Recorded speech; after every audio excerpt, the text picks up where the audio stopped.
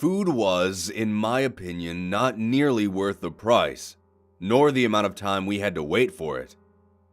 Restaurant was not busy, but our server, Joe, acted as if we were his biggest inconvenience. Now, I can forgive a lot, having worked in the industry for several years, but there was no excuse for the rudeness and brusqueness we were shown. Food did not come out as ordered. We each got a New York strip, medium rare, mashed potatoes, asparagus, and a side salad. The steak was well done, and the rest of the food was cold. And by that time, we had already been waiting far too long to wait yet again for them to recook it. Manager was just as rude as the server. 0 out of 10. Will not visit again, and will suggest against it if I'm ever asked for a recommendation. That's all I said, and none of it was a fabrication. I'm not a Yelp addict by any means. I only review a place when I've had an experience at the place that was exceptional, be it good or bad. It's been that way for about 4 years with a total of 11 reviews. And apart from one time when an overzealous employee responded in the comments by calling me all sorts of obscenities, I've never had any real issue. Until this one particular instance. It wasn't long ago that I posted this review. 2 nights after I did, everything began. I woke up around 3 a.m. and decided to go grab a glass of water.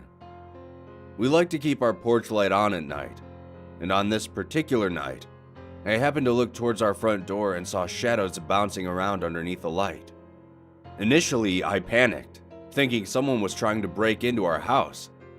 But just as I was about to sprint back upstairs and call the police, I noticed that something didn't seem right about the movement. It didn't seem human. And I don't mean like it was a monster or some other paranormal entity, but rather like an object. The first thought that came to mind was that it was one of those wacky inflatable arm flailing tube men. I cautiously opened my door and found what must have been about 30 pieces of paper, each taped to one another at the tops and bottoms of the pages.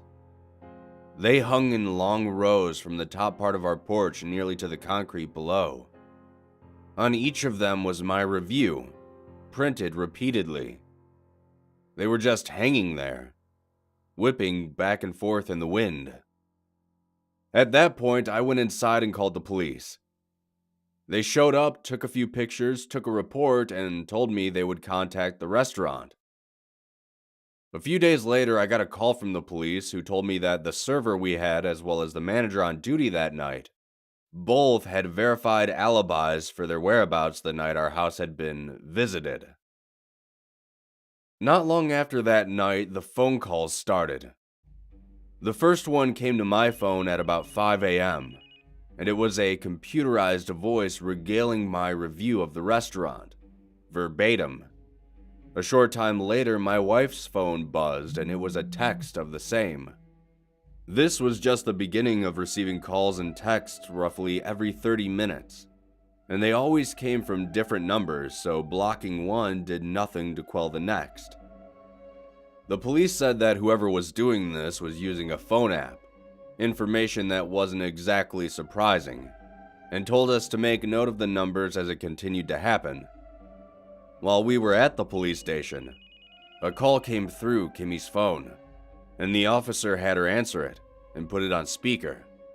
Once the digital voice was done with its recitation of my review, the officer spoke back. "This is Officer Smith with the police department. We aren't sure who you are, but we're gonna find out. You need to stop harassing these folks. Do you understand? You keep this up and there will be consequences." There was a short pause after the officer spoke, and then the same digital recitation played over once again. We went home without any more peace of mind than we had when we had gone in. A few days passed and things escalated yet again. Just after sunrise, Kimmy and I were awakened by a pounding on our door. Already unnerved by what had been going on, I got ready to call the police. But then the source of the heavy knocks identified himself as a police officer, not the same one with whom we had spoken to before. On my way towards the door, I looked out the window and did indeed see a police car, and looked through the peephole to even further verify the person on my porch. I opened the door and asked what was going on, and the officer asked me to step outside. I was nervous, expecting to be arrested for something I hadn't done, but instead the officer turned me around to look at the front of my house. My house had been completely splattered with blood. A ton of it. Our house until then was a soft blue color, which was now marred by deep dark reds that looked like someone had dipped a paintbrush and flung it around wildly. The officer said he had gotten a call when a neighbor leaving for work saw our house, and when he had walked up, he did a cursory inspection and said that due to the consistency of the liquid, he was sure it wasn't paint. Our case was referred to a detective, as the severity had escalated from what first seemed like a prank to then harassment and now property damage. The detective assigned to our case took another look at the restaurant, but once again the manager, our server, and the entire kitchen staff were able to provide verifiable alibis for their whereabouts. The detective assured us that he would figure out who it was that was terrorizing us. Also, they had identified the blood on our house as cow's blood, but couldn't verify where it had come from. So we left yet again with no further peace of mind. About a week later, Kimmy and I came home from a day out, and when we walked through our front door, we were met with what I can only describe as the worst stench I had ever experienced. I fully expected to walk in further and find hot garbage strewn about our home. But not a single thing was out of place. We began searching for the source of the smell, but because our house was exactly as it had been when we had left, save for the odor, it quickly occurred to me to look in the vents.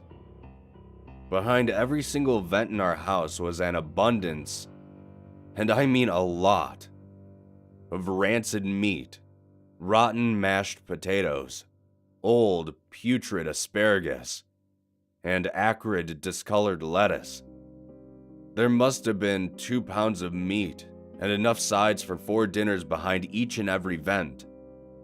After we called the police, they showed up, we talked, they looked around, we thanked them again for nothing, and they left. Kimmy then began a ruthless campaign of Febrezing while I went to work clearing everything out. It took hours, and even when I was done, the smell lingered. Even now I can still smell it. The phone calls still came through all day and night. Our phones were off as often as we could have them because of it. The next morning, I went outside to get the paper from our porch and was greeted by the next step in this psycho's plan to mess with us. A large blue tarp on our front lawn. I walked up to it, and that same horrible stench was emanating from it, while flies buzzed about. Nevertheless, I peeled back the tarp. What I found was a bovine carcass, doubtless the cow from which all the rotten meat had come from. It was mostly bones, probably the scraps from a butcher's shop, and piled along with it were rotten mashed potatoes, withered asparagus, and rotten heads of lettuce. Tire tracks matting down the grass led away from the carcass to the road. We called the detective, again, and he told us to come down to the station, so we did. A short conversation later, and we, once again, left with nothing more than we had arrived with. All of the potential suspects' whereabouts were accounted for the night before, and the detective gave us the broadest of generalizations when he said, "They have a few leads they're pursuing." But it all came to a head that same night. We had gone home after the police station, but then ran a few errands later in the day, one of which was to buy Febreze, in bulk. When we got home, Kimmy went to the basement to do some laundry. but once she got to the bottom of the stairs, she let out an ear-shattering scream. I sprinted down the stairs to see what was wrong, and what I saw was the body of a young woman, sitting in a pool of blood, slumped in the corner of our basement. A large knife protruding from her chest. We called 911 and then the detective directly, and before long the street in front of our house was draped in red and blue lights, populated by police, medical personnel, and their vehicles. The detective asked if we knew the young woman, but neither of us had ever seen her before in our lives. Yesterday, the detective called us in. We were informed of the girl's identity, a name which we had never heard before. The detective told us that they had gone to the girl's apartment, the walls of which were covered with two things: countless copies of the review I had left, and per the detective, tons of pictures of Joe, our server, all that appeared to be taken without his knowledge. Joe was brought into the station and questioned about the young lady, and he said that they had met when he served her at the restaurant about a year prior, after which they had gone out on a date. He said there were no sparks between them, so he never called her back. The woman's parents, after identifying their mostly estranged daughter's body, explained to the detective that she had a long list of psychiatric illnesses, and that they had suspected that she wasn't taking her medications. At her apartment, the police also found a note amongst the photos and reviews. Their review was so damn mean. My Joey could have lost his job, his livelihood. Who do they think they are? How dare they? They're gonna pay for this. They will pay for this. I hope you aren't mad at me, Joey. I only ever wanted the best for you.